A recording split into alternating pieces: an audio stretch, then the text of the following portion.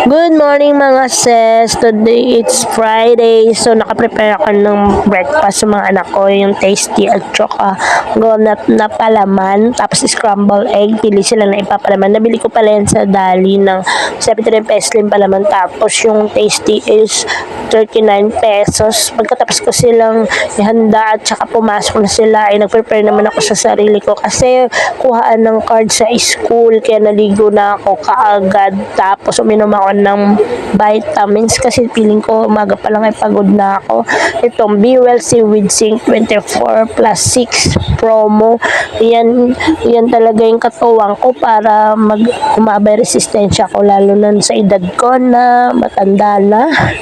Nasa 40s na. So, kailangan natin ng dagdag resistensya katawan. Kaya naman hinatid na ako ng asawa ko sa school dahil ang time na dapat papasok ay 6:30 to 7:30. Kapag lumampas doon ay hingi na ng gate pass. Magre-request ka na ng gate pass. Kaya naman nagmamadali kami at ayan, naglalakad na ako papunta sa loob ng school dahil papasok pa ako pagkatapos ko kumuha ng card.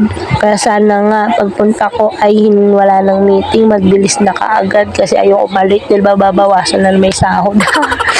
Tapos yan, pakit na ako sa second floor at hinanap ko nga yung section ng anak ko.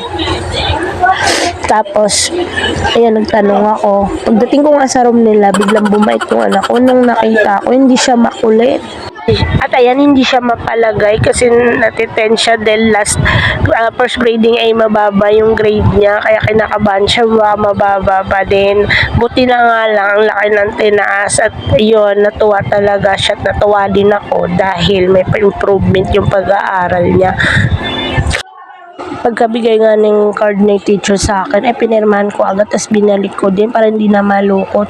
Tapos noon, mga 30 minutes lang ako, tapos umalis na ako. Tumanaw ako sa kabilang building, baka makita ko si kuya, kasi court lang pagitan nila ng high school at saka elementary. Hindi ko nakita si kuya, baka walang PE. Tapos lumabas na ako, naghintay na ako sa gate para sunduin ako ng asawa ko. At ayan, nasa work na ako, maaga akong nakapasok. Thanks naman at hindi ako na late. Ayan, work naman tayo kasi kailangan natin magtrabaho, kaya kailangan talaga meron tayong katuwang na vitamins para tumagal nating resistensya maghapon, kaya natin makipagsabayan. O, yun na, bye bye.